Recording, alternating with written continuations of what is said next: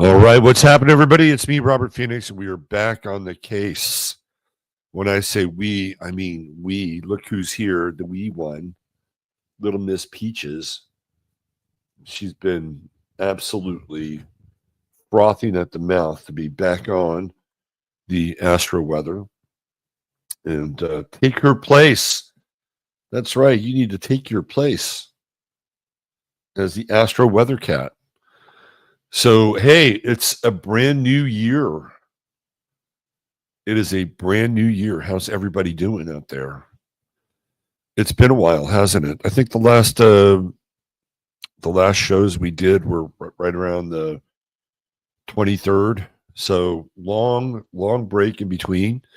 And I hope everybody is rested and raring to go as we move into the high strange of 2025, which is already here, right? It's here.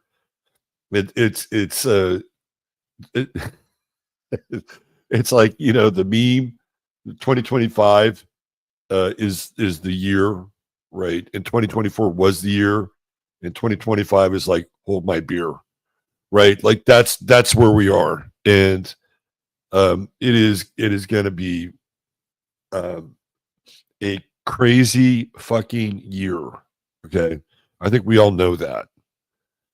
I think we all have finally attuned senses of precognition, right? And what's coming down the pipeline. To what extent and what it looks like and how it affects us, TBD. To be determined. Because a lot of this is really going to depend upon how we respond to whatever high strange stimuli that we're having to deal with, right? So this is what we do every day. We set the table and we look at what's happening immediately astrologically with the internal and external sky, and hopefully drop a little bit of a roadmap. I think one of the key things for 2025 is maintaining a sense of humor, because we're going to need it, right? We are going to need humor to get us through this very turgid period. And it doesn't mean that you can't self-develop or self-evolve, that you can't grow spiritually. Obviously, that would not be the case. Even in the most adverse conditions, we see nature proliferating and growing. I mean, look at Chernobyl, right? And how Chernobyl has come back and with a wild variety of abundance and even like interesting new species of flora. So, you know, that's kind of a metaphor, right? How we can live and thrive and grow even amidst of a nuclear meltdown, metaphorically speaking, of course. So, yeah, this is what's on the table, and we're kicking it off today. If you're a locals member, we'll be doing a much deeper dive on 2025 this Saturday. And after I do all the shows today, I'm going to link that up. So it's going to be at least a 2 to 2.5 hour, probably about a 2.5 hour, just dive into 2025. And the way that it's wired up now with locals is that we'll pull in Rumble, but it will be like a private Rumble stream. So there'll be comments and just like a regular Rumble cast, but it'll be like our own Rumble cast. So for all you local members, that's happening. That's going to be exclusive content. So if you're not a locals member, jump on over and join. It's very simple. And then if you feel like supporting and being a supporting member, you could do that for $11 a month, and you will get exclusive content there. And also, part of the support locals goes into supporting this content, meaning the Astro Weather, and 15 Minutes of Flame, and the Friday Forecast, and Sunday Night Astro Live. Those are all in front of the paywall. There's no paywall there. So by being a supporting member, you can support this work. You can also buy me a cup of coffee. There's a link at the inside the show notes. So these are ways in which you can help keep the lights on here. Which, you know, and I know that there's a lot of people that are out there competing for your time and for your precious Federal Reserve notes. So for those of you who have supported me and continue to support me, I want to thank you for that, because you can spend your money elsewhere. And so I'm grateful for those of you who do support the show. And away we go. There we go. I was away. I was went to Puerto Rico for a week. I'll talk more about that over on 15 Minutes, and some very interesting experiences in Puerto Rico. Let's put it that way. Lovely place, by the way, and was going there to kind of scout out what it would be like to have a gathering in Puerto Rico, and I was very encouraged. I may have to go back and really like bear down on some look, because there's so much going on the island. You know, it's like if you don't know what's happening, you think, well, it's just all about San Juan, but there's so much on the island beyond San Juan. So it feels like there's another trip in the offing, and that was my kind of original intent. Like, okay, can we do something outside of the hill country and make it a destination for people? And Puerto Rico passed the test with flying colors, I have to say, no doubt. Anyway, we'll talk more about that later. Let's see. Did I go to Mayaguez? I did go to Mayaguez. Absolutely. I did go to Mayaguez. We had dinner in Mayaguez. It was delicious. All right, who do we have here? Let's just do a quick roll call. Oh, by the way, just a bit of a change here in terms of programming. Not here on this show, but on 15 Minutes of Flame, I am shooting for an hour with the show instead of an hour and a half or an hour and 40 minutes, right? So it's going to force me to really concentrate and condense my ideas and communication into a more focused period of time. And, you know, if I'm kind of on a roll, I can always put a little more money in the meter, right? But so we're trying to streamline things here at the beginning of the year. So new footprints in 2025. All right, who do we got? We got Miss Nikki, the lovely Susie G, Melissa Stanton. Yes, my break seemed so quick. It did seem quick. Better than ever. You know, I would say that anytime you go away and you get some time to sort of think about, you know, your life, what you're doing, how you're doing it, and being able to implement new changes, that part I think has been really, really good. Really, really good.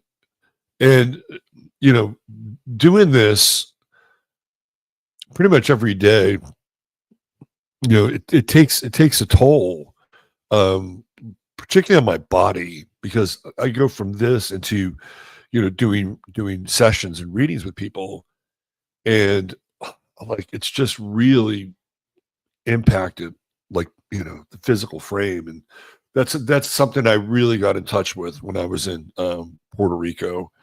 It was like, man, I really have to change what I'm doing and how I'm doing it. So that's also led me into doing, because usually what happens, I'll do 2 or 3 readings a day, and that's going to change. And, you know, I'll probably space them out more and do 1 to 2 max, so I can take time out and actually focus more on keeping my body together. Because that was a real kind of epiphany while I was in Puerto Rico. So yeah, thank you, Melissa, for that. And that's how that's manifested. We got Tom in the house. We got Christina Jerzyk. We got Scrubbies name checking. Janine's here. Happy birthday to all the Cappies out there. Happy birthday to all the Capricorns. Let's see. Who else do we have? Hey, my guys are here. DJ, MC, Thor by the door. What's happening? Does anyone feel like we're moving at Mach 5? Yes, we are. It's only just begun. You know, one of the things that I've been spending time on is I've been spending a lot of time on looking at governments in transition and the rise to power of certain individuals. And man, I'll talk more about this on 15 minutes because there are incredibly consistent themes with regime change and rise to power. And like it's almost too predictable when you start looking at some of these people, and some of them have very good intentions, by the way. Some of them don't. But I think in their minds, they start off with good intentions. I'm going to get into some of that over on 15 minutes. And you know, usually what happens is I get sucked into a vortex for a reason. It's like, you know, all of a sudden everything is, you know, Scorpio rising around a certain theme. And the theme has really been about studying so-called dictators and the transition period in the rise to power and then what happens afterwards. So we'll get into that more today. Let's see. Moon Sprout is here. What's happening, Moon? Healing Heart Rosie. Healing Heart Rosie. I will send you that email, I promise. And you will get the goodies. Just getting over some type of flu. I think that's going to be a theme here, right? We just had the first bird flu case. Was it a death or something? Confirmed serious bird flu. Lynette Jardine, Mad Maxine, she's here. Mora NYC. Let's see.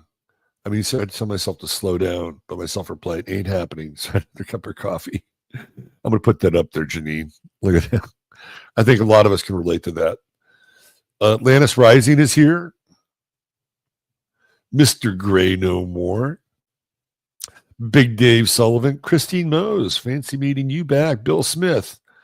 There she is, the lovely and talented one. Matt Burns is here. My man, Zarelith the Mortal. What's going on, Steve? Neil Smith in the house, checking in from Wisconsin. Robin Dan. She's hot. Dan, she's back. I'm back.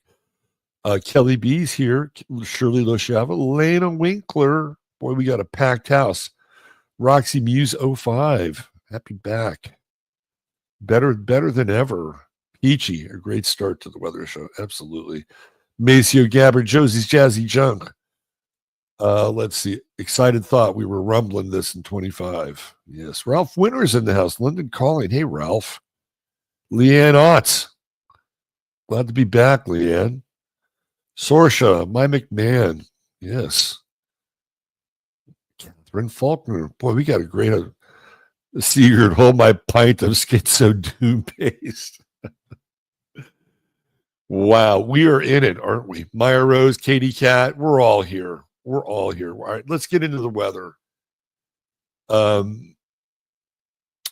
Magic Cat with an ICK. Jill Wong checking in. Hi, Jill. I got to throw Sigurd's comment up here. At least you get high strange in the States. We're drowning in low strange over here. What is the soap opera between Nigel Farage and Tommy Robinson? Everybody loves Tommy Robinson, but I think he's a shill. Right. And I got a bunch of people that when I started going down the Tommy Robinson rabbit hole. It's like, this dude is not who he says he is, right? He's Tommy Robinson has some backers, as we say. And I remember talking about that. That might have been around 2019, and people were unsubscribing from my channel because I had the gall to look into Tommy Robinson. And I guess there's some sort of pissing match now with Nigel Farage and Tommy Robinson. I don't know. The soap operas and the dramas and the fractalization is almost too much to keep up with. All right, let's get into where we are. So, it's a new year when you fuck up and make the chart for 2024, right? Just the robot kicks in. 2024. No, it's not 2024. It is 2025. And boys and girls, the nodes have changed. Wow. We need to have a serious discussion about that shit. Right? The nodes have changed. The true node is in Pisces. Right down there.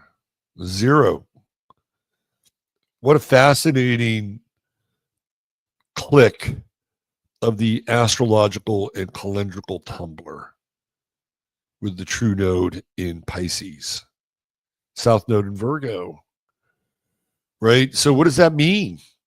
Well, the South node in Virgo, let's start with the South node. Virgo is all about organization and health and being analytical and solving problems, addressing issues. Right? This is what the South node in Virgo is. But and it doesn't, my relationship with the nodes has evolved over the years.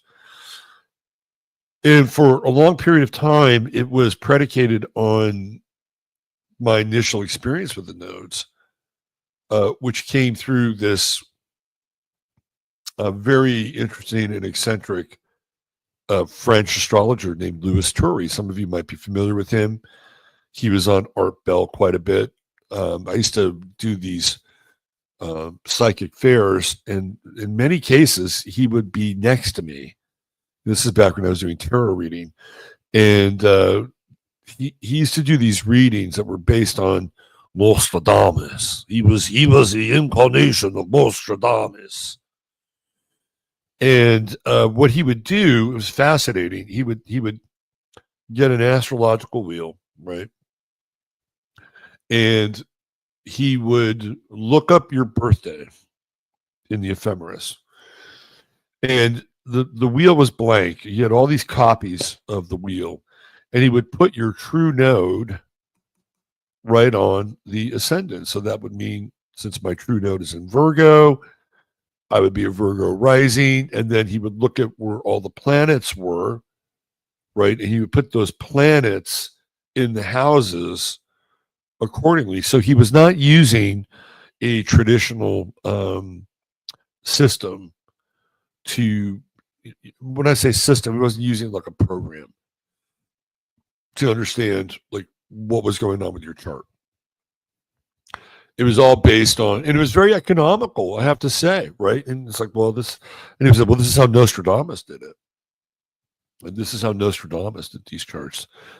He would place the dragon's head right on the head of the chart and the dragon's tail right in the tail of the chart, which would be the seventh house in the South node. And I had Mars in my 10th house. And at that time, I was a vegetarian. And I was, whenever you like switch to being a vegetarian, the first couple of weeks are really good, right? Like your body gets a rest from digesting meat. And then depending on the food you eat, you get to kind of clean things out. And the first couple of weeks, I was feeling great. Like I had all this energy. I'm like, man, I'm really in my body. This feels good. And then all of a sudden, there was the point of diminishing returns. and I started to get lethargic. I started to get cold, and I didn't really make the connection between being a vegetarian and non-vegetarian. So he saw Mars up in my 10th house, and he says, "Oh, you need meat." I'm like, "Okay, I'm getting a cheeseburger tonight," and that's what I did. It was great, and it was amazing how my energy and my body heat came back. It's like, okay, so there's a there, right? There's a there. Yeah, Mars 10th house. I need the meat. Okay. And then he started talking about the South Node, and he's like, "Oh, for you, no drugs, not even aspirin." Well, that's kind of a drag, but I can kind of see what you mean. Oh, and stay away from Pisces people. Pisces people are not good for you. Pisces people are kryptonite, right? So his whole thing was that the South Node was something to be avoided. It was sort of like the leach field of your septic tank. And there's some truth to that, right? Because that's really what it is. That's the dragon's tail. And that's where the shit comes out of, right? The dragon's head is what you ingest. And these are very important points to understand about the nodes. But for a long time, I was really locked into this idea, that the South Node was sort of like the equivalent of the forbidden zone in Planet of the Apes. Like, you just didn't go there. And I think there is some truth to that. Like, you can't live your life from the South Node. You have to live it from the True Node or the North Node. That's part of the lesson in this lifetime. But I've learned to integrate the South Node a bit more in my interpretation of it in terms of astrology and readings. And it's been interesting to watch the South Node through transit emerge in people's charts. And, I just went through a major South Node transit through all my Libra planets. And you would think, well, this is going to be catastrophic. And it really wasn't catastrophic. But what it did is, and not only through my chart, but in working with other people in their charts, the South Node in transit is a release point, right? It's releasing sort of what's been accumulated in your natal planets. So if you have planets in Virgo, the South Node will act as a release valve. And if there's pressure on those points, or there has been, it can actually be a good thing, right? It can be a good thing. Doesn't have to be bad. It doesn't be like, oh, well, you're debilitated. That's really not been the case, as I've seen with people in their charts.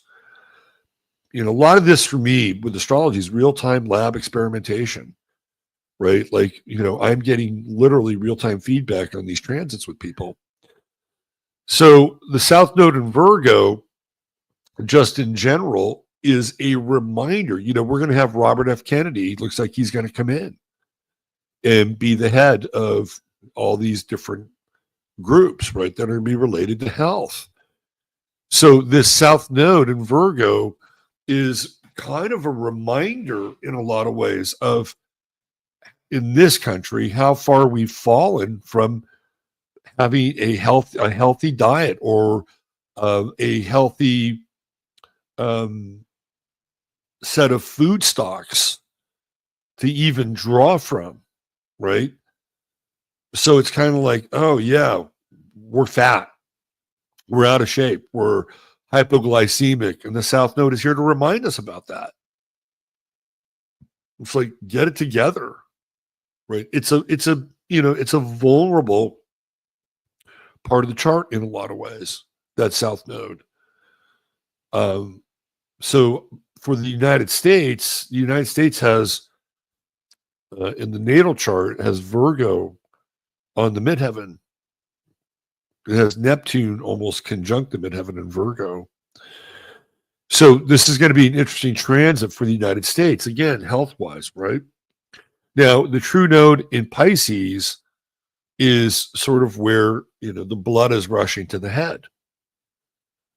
And it's going to be a very interesting 18 and a half months with the true node in Pisces.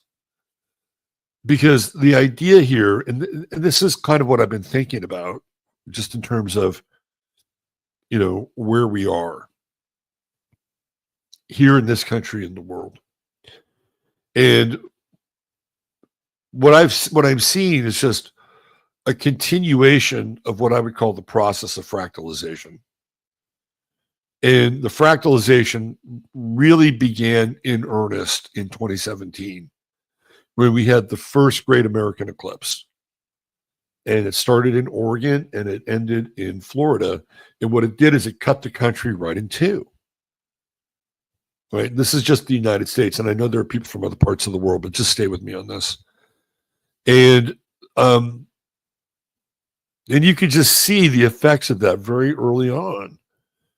We had sort of black versus white, right? And Black Lives Matter. We had the Me Too movement really took off in a not so good way. So in a lot of ways, it was men versus women. So we had this kind of bicameral split in our psyche. It was, left versus right, conservative versus progressive, right? And it just became more and more and more and more pronounced. And then last year, when we had the Great American Eclipse, part 2 in April, right? It cut the country in 4. And so what it did is that even the in factions, right? Like if you were on the so-called right, it began to split the in factions. So now, clearly, right, you have some very divergent forces inside of quote unquote MAGA. I watched Steve Bannon give a blistering critique to Elon Musk. And no matter how smart or how rich Elon Musk is, he is not an intellectual equal to Steve Bannon. Steve Bannon understands things in a very broad conceptual framework. He's a Sagittarius. He sees the big picture, right? And so Steve Bannon has, on more than one occasion now, thrown down against Elon Musk and Vivek Ramaswamy, right? And so what we're seeing is this fractalization, the quartering. It even happened with Kamala Harris. There were people inside the Democratic Party who were not down with Kamala Harris. They wouldn't say it publicly, but I guarantee you there was a lot of infighting. The Democrats don't air their dirty laundry in public, unlike the so-called Republicans or the conservatives. So with all this fractalization happening, right, it can be very tricky for people, because it's just like, well, okay, well, is this thing going to get breaking down into 8ths, into 16ths, into 30 seconds? And then what do we have left after that? Like you and your cat? I mean, this is a very interesting exercise. Very, very interesting exercise in how we deal with this fractalization. And it brings me back to the true node in Pisces. And Pisces is the totality of all things. It is the last sign in the zodiac. It is the last house in the zodiac. All rivers run into the great ocean of Pisces. So the emphasis here now is, and Virgo is a sign that does traffic in fractalization, right? That is the nature of Virgo. It traffics in fractalization. Virgo separates. It's the nature of Virgo. That's not what Pisces does. Pisces is all about the embrace of the whole. WHOLE. And it's going to be a very interesting concept. Like, we're not quite there yet. Like, the true node is still at 0 Libra, and the true node is at 0 Aries, but these nodes are about to change. And so what I'm giving you is like a precursor of where things are going. Right. So for the next 18 and a half months, when these nodes flip, and they're going to be flipping soon, right? This is what we're talking about. So the idea with Pisces is that we're not going to be able to solve our issues with kind of more analytical thought power. The only way that we're going to be able to, and I wouldn't even use the word solve our issues, but the only way that we're going to be able to navigate the next 18 and a half months, which is what the nodal cycle is roughly, is that we're going to have to be more spiritual. I mean, that is going to be the key here. And so the true node in Pisces is going to emphasize things like forgiveness and, redemption and deeper empathy and deeper understanding.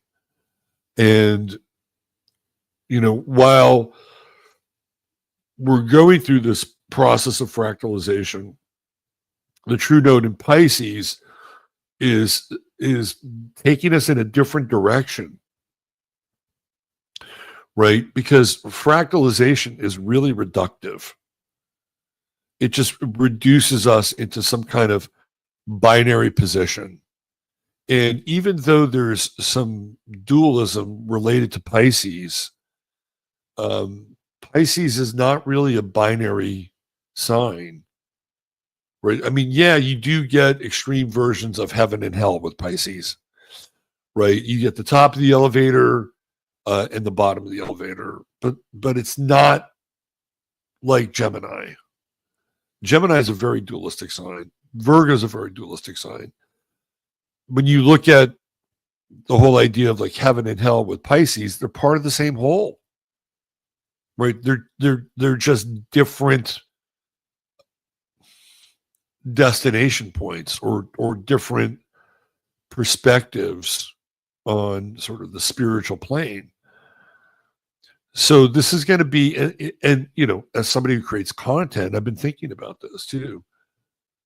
There's going to be plenty of opportunities to disassemble content, disassemble like what's going on in the world. I think it's going to be more challenging to talk about and explore things from a spiritual aspect, right? Does what sells? William Randolph Hearst, he was, the great publishing magnate. He had a newspaper called The Good News, and it was just all about good news, good stories, inspiring. So nobody bought it. Nobody bought the good news.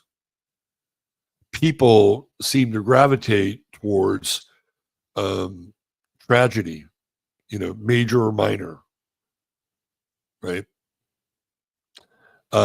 So during a time where there's so much polarization, and it's going to get really polarized, that there's just going to be so much to talk about. in that arena. But that's not really where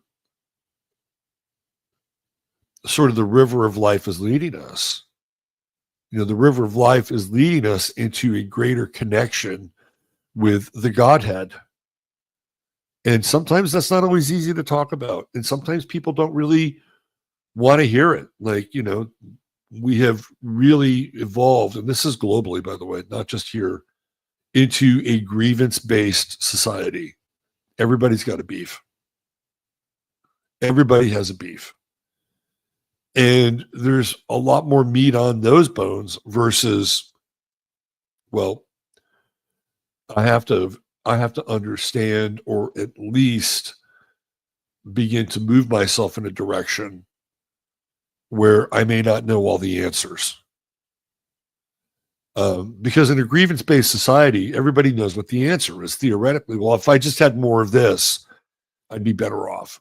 And there will be some grievances. Don't get me wrong, right? This is when you get into that South Node and Virgo, and Virgo's all about work and service, and we're having the H-1B debate. Like, that's a real thing, and there are real grievances there, and that's going to come up.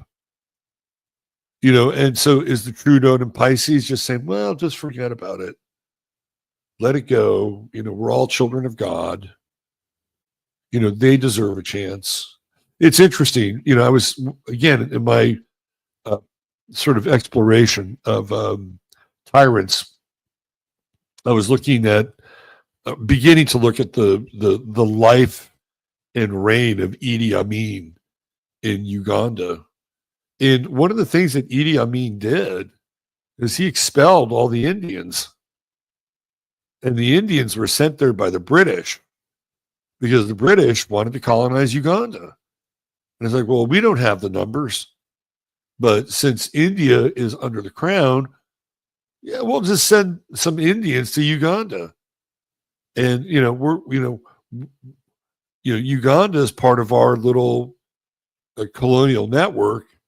And so the Indians went there and they set up shop, and they were very successful. They're part of the merchant class. And Idi Amin looked at him and said, you got to get the fuck out. You're being too successful. Right? So instead of doing the smart thing, which would have been taxing them double, right, which would have been the smart thing to do, he's just like, no, you're a threat. You got to get out. Right? So this is not a conversation that is new to that's not even the Western culture. I mean, that's Africa, right? And he's like, okay, you got to go. And they did. This is when a lot of quote unquote East Indians wound up in Canada.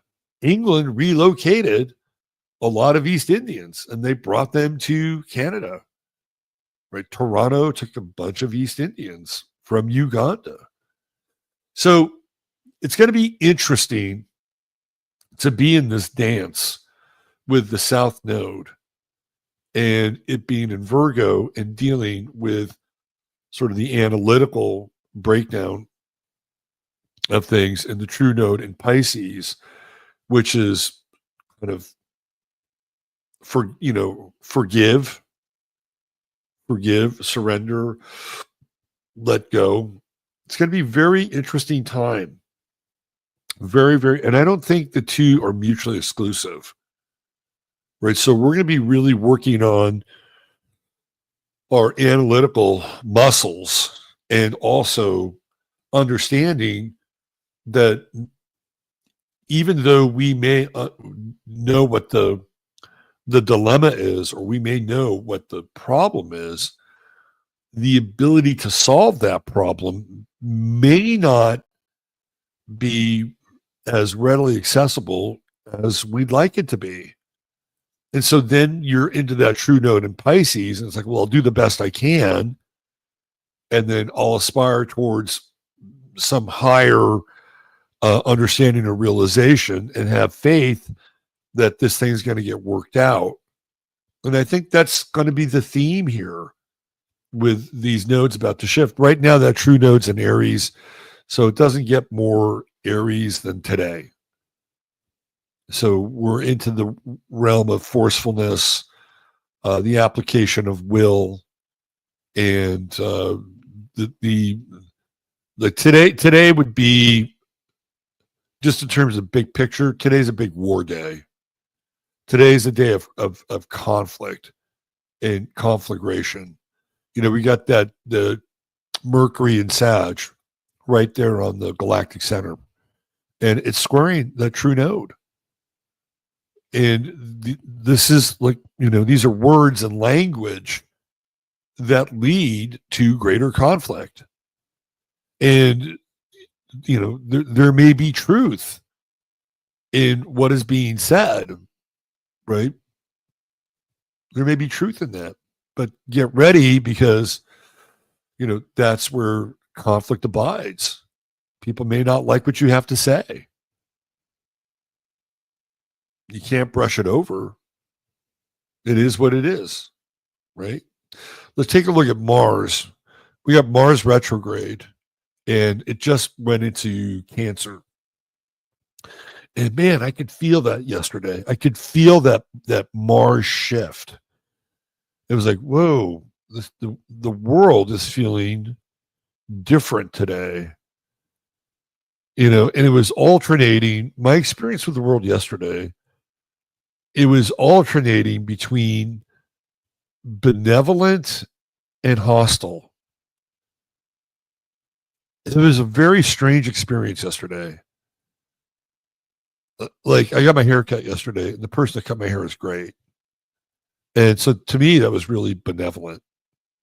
And she did a great job, above and beyond, like really, really good job. And then I'm driving down the road, and this guy pulls up next to me. He's honking his horn. He's being kind of aggressive. And then he's telling me that my taillight is out. Right. So it was like, wow, man, it's like the vibe I'm getting is kind of hostile over here. But then he's trying to be benevolent.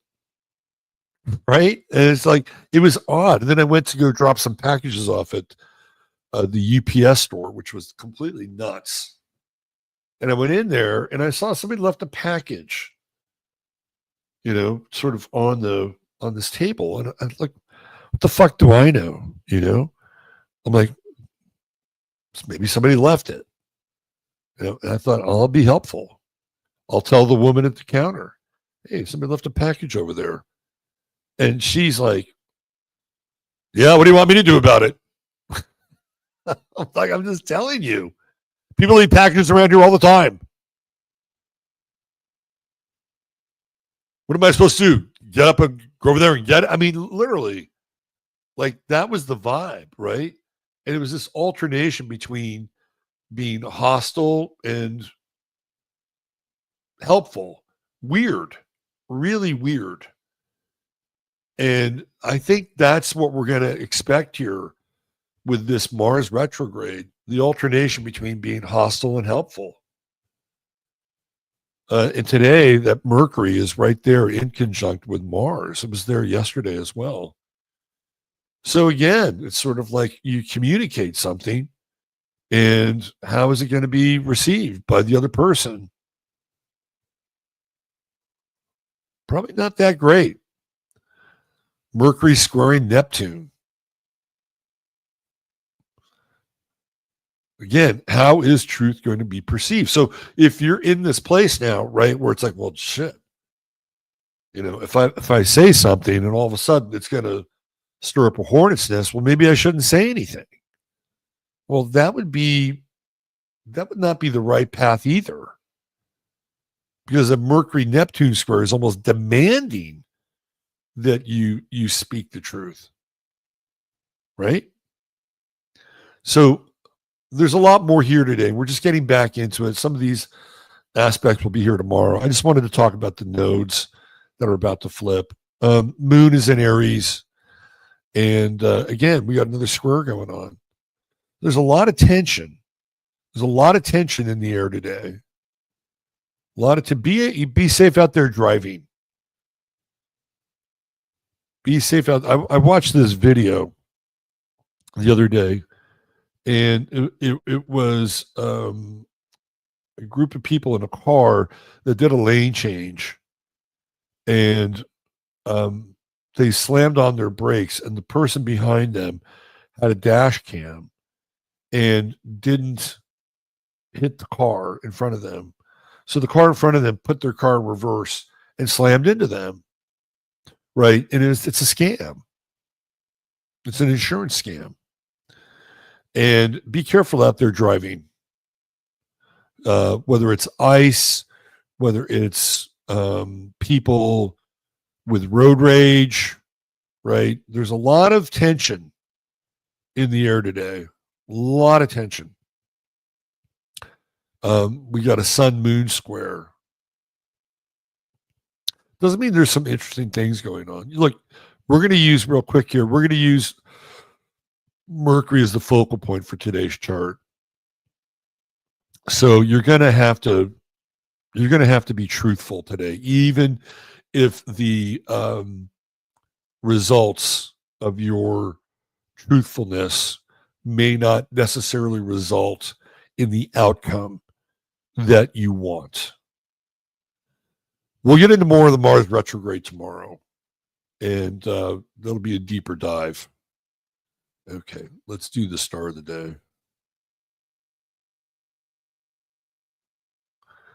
Here we go. Let me get back to do the banner.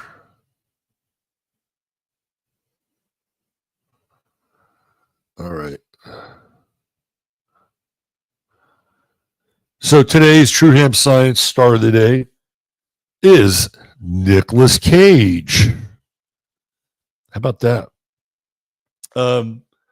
First of all, Chris wanted me to tell all of you guys thank you for supporting the business in 2025. And as a result of you guys, of course, he has other customers, but as a result of you guys, True Hemp Science has grown this year, right? So this is a beautiful thing, right? This is all the circle of life, right? You support Chris and his products. He gives you good products. He's able to improve his product line. He's able to hire more people, right? And to make this a viable Main Street business. So for those of you that are new here, and for those of you who are not new but need a reminder, you spend $100 or more, you type in 15MINS, you will get the goodie bag. And I got to tell you, the gummies were a lifesaver when it came to traveling and when it came to just being in a stressful situation, like when you travel. The gummies were the bomb. In addition to what you get in the goodie bag when you spend $100 or more, there's a whole line of really tremendous CBD, high quality CBD products over at truehempscience.com. Check it out. You will not be disappointed. And there's always a 30-day money-back guarantee. And then $150 or more gets you free shipping. TrueHempScience.com, your one-stop shop for all things CBD. All right, let's talk a little Nick Cage. He's an interesting character, right? He's very quirky. He has had a pretty dramatic life in a lot of ways. So let's get into the heart of Nicolas Cage. All right. So first of all, he's a Sag rising. And, you know, whenever you see Nicolas Cage, he's usually in a pretty good mood, right? Like, this is a guy who I think is a glass half full guy in life, even though he's experienced some tragedy. I think his son died, if I'm not mistaken, overdose on drugs. So he's been a glass half full guy for a long time in his life. Right now, I find it interesting that he basically made a star turn. Like he was in Valley Girl, he had these bit parts leading up to Moonstruck with Cher, and he has the moon in the 10th house, and this is where he, Roger Ebert thought he should have won Best Actor for his role in Moonstruck, and it's the moon, right? The moon in Libra in the 10th house, and I think the moon really speaks a lot to Cage's like public life, right? It's kind of on display in some ways, and people know that he's like flirted with bankruptcy a couple times. He overspends. The details of his life's kind of out there in the public.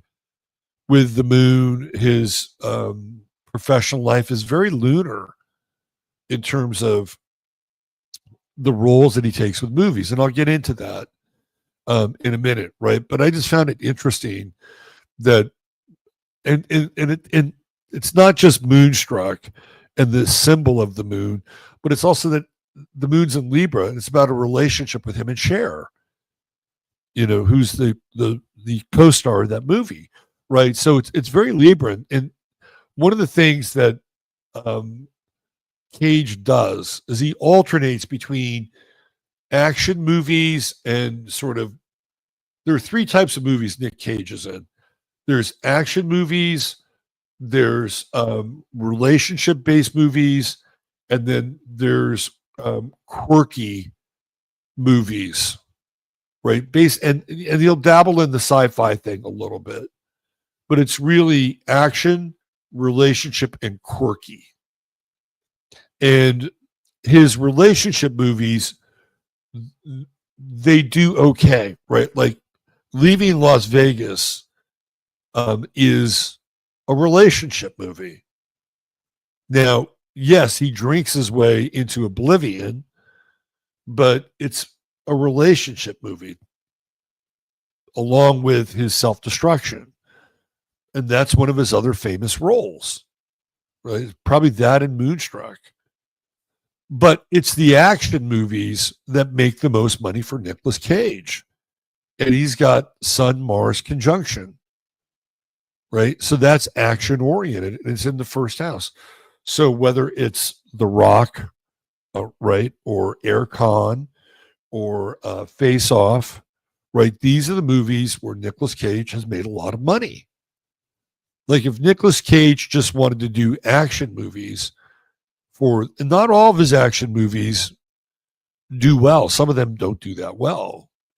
Like Lord of War is an action movie, but it didn't do that well at the box office. But his action movies tend to do better than sort of the quirky relationship films. Although, again, the two films that he's most noted for and the one that he won an Oscar for, which was Leaving Las Vegas, Moon, 10th house, Libra, right? His relationships are very interesting. Now, I think what he really wants is he wants a permanent relationship, right? So when when he takes a marriage vow and says till death do us part, I think he means that. Venus-Saturn conjunction, right? But that Venus-Saturn conjunction squares Neptune. And I was looking this up, and Nicolas Cage has been married like 6 times. I'll just go through all of his marriages real quickly here.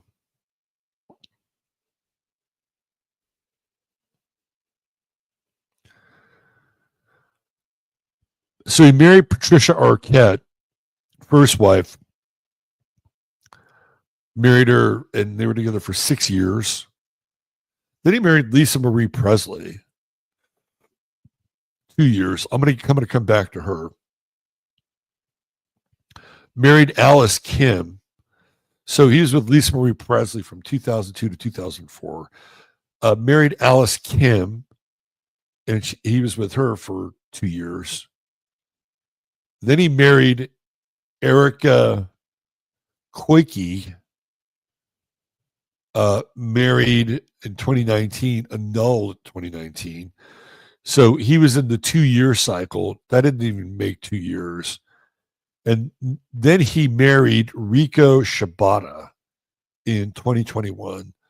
So 1, 2, 3, 4, 5. So he's on his 5th marriage. And this one has lasted 3 years. So he's past his 2-year cycle with marriages. But it really feels like the square with Neptune makes it very difficult to be in a relationship, right? It's just like, yeah. We're going to be in this thing forever, right? And with Aquarius, he's really looking for a friend. And Patricia Arquette, I'd have to look at her chart, but I mean, I can understand why he'd marry her. She's a hot ticket. So is Lisa Marie Presley.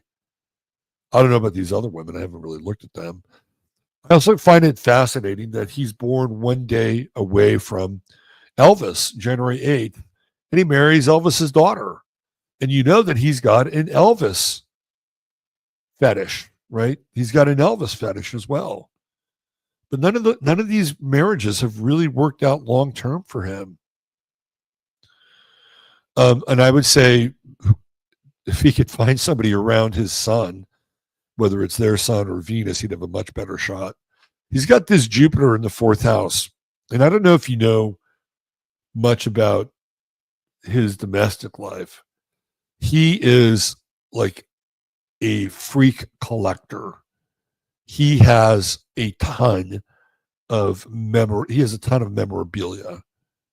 And in order to have a ton of memorabilia, you got to have a big home. You have to have a home where you can store all that stuff, right? That is Jupiter in the 4th house. I think he lives in Vegas, which is interesting because he has this connection with Las Vegas.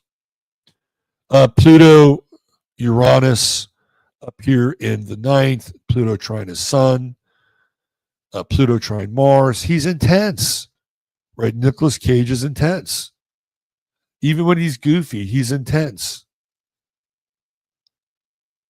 And he's trying to work on self-actualization. But what he really needs is somebody who is Cancerian and can, be a, nurturing, loving companion, right? But it's in competition with this Venus-Saturn conjunction and squaring Neptune in his chart. Very interesting. He's very psychic. Nicolas Cage is very psychic in a gothic kind of way.